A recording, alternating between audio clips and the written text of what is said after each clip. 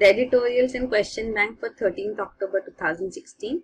The first editorial in the Hindu newspaper, a pragmatic approach. This is regarding the post of Chief Minister being allotted now by the Governor of Tamil Nadu to the senior most member of the cabinet since Chief Minister Jayalalitha is hospitalized. So there were apprehensions in the opposition too that in absence of such an initiative, the inner circle and non-elected people close to Jayalalitha would call the shots.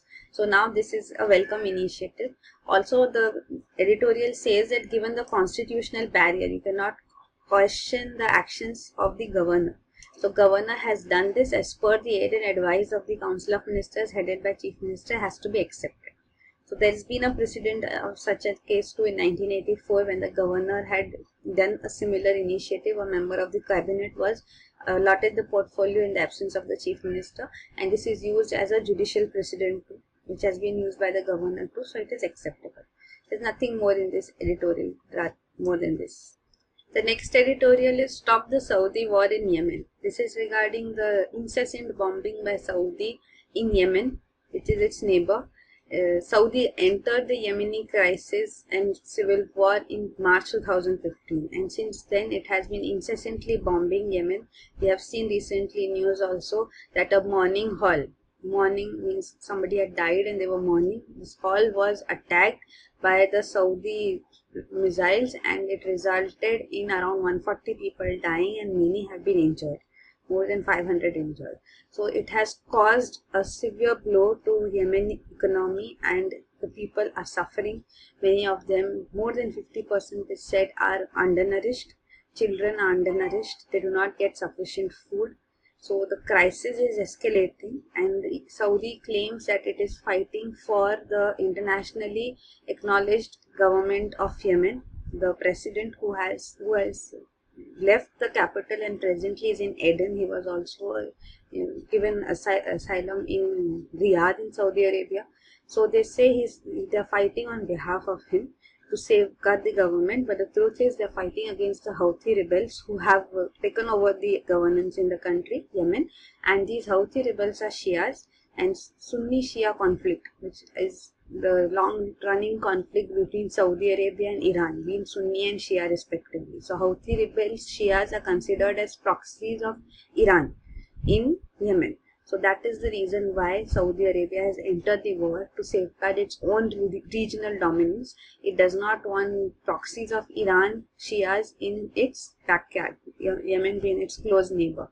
So that is the reason Saudi Arabia is also supported by United States. So that complicates the matter too. They give them intelligence support also. So rather than stopping them, they have been supported. Just after Saudi Arabia had entered the war, USA had given it defense deals and given it defense aid also. So that shows how much US supports this aspect. And also since US is raising its voice against human rights violations by Russia in Syria. So the same matter is taking up place over here too. So this also needs to be heard of. That's what the editorial speaks of. So also it says that even after so many 18 months of bombing by Saudi Arabia, still the Houthi rebels have not given in.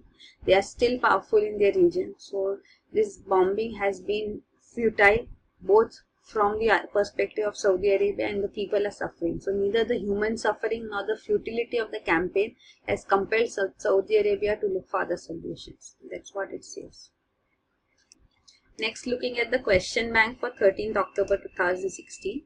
The three questions which we have framed based on the articles in the op-ed page of The Hindu. The first question on BRICS. Compare and contrast the multilateral organizations BRICS, IPSA and BIMSTEC. What do each of them hold for India? Elucidate. So we'll look at each of these organizations first. BRICS, the first organization, it stands for Brazil, Russia, India, China and South Africa. Originally the organization was also BRIC, and this acronym BRIC was coined in 2001 by Goldman Sachs Asset Management Company's chairman Jim O'Neill. So BRIC, these are the prominent countries comprising of a major population of the country, a major GDP of the country, who are developing countries and fast developing economies. So that was the basis on which this term was coined, and this grouping was formed in 2009 as BRIC, and in 2009 South Africa being inducted, it became BRICS. So these BRICS nations have been having their formal summits annually since 2009. The 2016 summit we know is to be conducted in Goa in India. So the BRICS has been successful. The new development bank has also been set up by BRICS in 2014. So that has been a major achievement. So it will help in funding infrastructure, and it has started off funding renewable energy projects in all countries. So that is an initiative well appreciated. So BRICS has been successful. The two major economies here are Russia and China, and India's relations with Russia and China are known. Russia, we are presently facing a drift. It has been historically a friend, all-weather friend, but now we see, because of US inclination, Russia going closer to Pakistan too. So at this summit we again have an opportunity to get on terms with Russia. We cannot afford to lose any of our close partners. So that is there. So BRICS is of course significant. BRICS, it will help in funding also, plus having a major say, a major chunk of economy. Also we have seen in news too, a BRICS FTA is being negotiated. So of course it would be beneficial for India too, spurring economic growth and development. Then the next organization is IBSA, that is India, Brazil and South Africa. So these are the three countries, a subset of BRICS, excluding Russia and China, which are dominant economies. So what cannot be done at BRICS can be done coming together at IBSA. IBSA, these are also the three countries representing the southern hemisphere, the major economies in each of the three continents in the southern hemisphere too. South America, Brazil, Africa, South Africa, and in Asia, India. So these three countries coming together can also play a major role in having a common say. They also came together talking for UN reforms, UN Security Council reforms too, in favor of these developing countries, including themselves. So this is also a forum where India can benefit working together, but it is seen that IBSA has not been so successful. IBSA summits started annually from 2006, but then in 2012 it was postponed. It was to be conducted in India again in 2013-14. It is seen that the summits have been postponed, has not been conducted. So it seems that Brazil and South Africa are not very keen on IBSA, but it holds major potential to become a full-fledged organization which can have a say on the international forums. So that is about BRICS. The third organization is BIMSTEC. The next organization is BIMSTEC, that is Bay of Bengal Initiative for Multi-Sectoral Technical and Economic Cooperation. Originally it was BISTEC, which stood for BIST, that is Bangladesh, India, Sri Lanka and Thailand Economic Cooperation. Then Myanmar was added to the organization, so it became BIMSTEC. And then when Nepal and Bhutan were added to the organization, then it renamed each acronym. So from the acronyms for each country, it gave a different full form to itself. So this is an organization started off in 1997, going on till adding of latest members in 2004. Presently, two summits have been done in 2004, 2008 and 2014. So they are not annual summits. And presently we have seen for the BRICS summit, rather than inviting SAARC members or neighbors from adjoining countries to the BRICS summit in Goa, India has invited BIMSTEC members. So this is again a spur given to this. Also earlier we have seen even the Sri Lankan president spoke of expanding BIMSTEC, because it already has Myanmar and Thailand, who are members of ASEAN organization, ASEAN. So we want other Asian countries like Indonesia, Malaysia, Singapore to be added to this organization as per Sri Lankan president's advice too, which can be taken ahead. So we bringing it a major say in South Asian politics and economic development too. So this also holds potential. So these are the three organizations. Of course, India's membership in these organizations will favor it. There is no doubt about that. And each of them has to be promoted. With BRICS, the problem is of course a relation with China and Russia. But once overcoming that and ready to work together, rather China-India relations we have boundary issues too, we have other concerns as well, but yet at the international forums we try to work together with each other.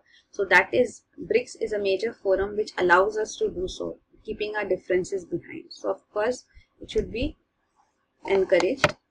So the IPSA again is promoted. This article speaks much in favor of IPSA, that three countries, southern countries, have a major say in international issues. So it should come together. This is a grouping of equals. As IPSA is a subset of BRICS, but excluding Russia and China, it becomes a grouping of countries which are all developing countries at almost the same scale.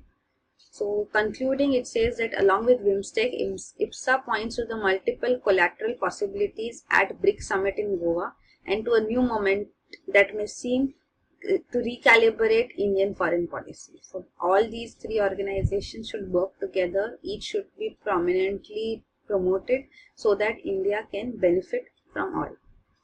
The next question is from economy on contract theory, the area in which Nobel Prize for Economics in 2016 was awarded. The question is, what is an optimal contract as per the contract theory? Discuss in light of the constraints of the informativeness principle and incomplete contracts. So the contract theory basically talks of an agreement between two or more entities. So it's maybe formal or informal, on paper or by words. The contract theory says that when two people come together, how should the one person, each of them, be compensated? So generally in an employer-employee relation, how should the employee be compensated? So it should be such that his performance is rightfully paid. If it's just based on, in a company as per the share prices, then it becomes difficult because share prices may vary irrespective of the contribution of the worker. So that would not motivate him to work. So share prices increase, decrease solely should not be the criteria, but even the comparative share price movement compared to your company and other competitive rival companies, that should be taken into consideration. So that is one suggestion given. The informativeness principle is basically about how you do not have complete information. Like an employee working, the employer would not have information, a complete supervision over his job. Then in such cases, still performance-based pay has to be given. So how should that be taken into consideration is an aspect which it talks of. And the other one is incomplete contracts. Means contracts are always incomplete. Means they cannot take into consideration all circumstances. So an unforeseeable consequence can come up, circumstance can come up. In such cases, who should have the decision-making power should be mentioned in the contract. So such contracts would be optimal contracts, which would take all this into consideration. So the payment or compensation should not be just on factual outputs. Like in case of a teacher just based on the scores of the students, then it would affect the learning process. In case of bank managers just based on short-term outcomes, then it would affect long-term decision-making plans. They would only take decisions which will favor short-term outcomes. So all this has to be taken into consideration is what the contract theory speaks of, to have an optimal contract. Then the next question is on, after the success of direct benefit transfer for liquefied petroleum gas, LPG, the government has now decided to launch DBT for kerosene, means direct benefit transfer for kerosene. What challenges lie in its implementation? Elaborate. So direct benefit transfer means subsidy amount will be directly transferred to the bank accounts of the beneficiaries. So this has been successful in case of LPG. But then there is a difference between LPG and kerosene subsidies, because LPG subsidies were given through these oil companies which were specific, few limited, so they can be easily give the beneficiaries database. But in the case of kerosene, it is distributed through PDS, public distribution systems, in all states. So state governments are the repository of this database, and this database has not been digitized for all regions. So these will be the challenges, that you don't have a streamlined and unified digital consumer database. Then there can be political resistance from the states also, because this is their domain. But then it seems that many states have been welcoming this initiative, so that's a good step. Then there's an issue of divergence, because this diversion of kerosene is to replace diesel, because kerosene is highly subsidized. So this aspect is not taken care of even by DBT. And of course, another thing is that beneficiaries should have come under Jan Dhan Yojana, have a bank account and should get benefits direct. Means this money through their bank accounts can be accessed by them. That should be taken care of. And finally, it says that kerosene is used not just for fuel but also for lighting. So electricity and solar energy being provided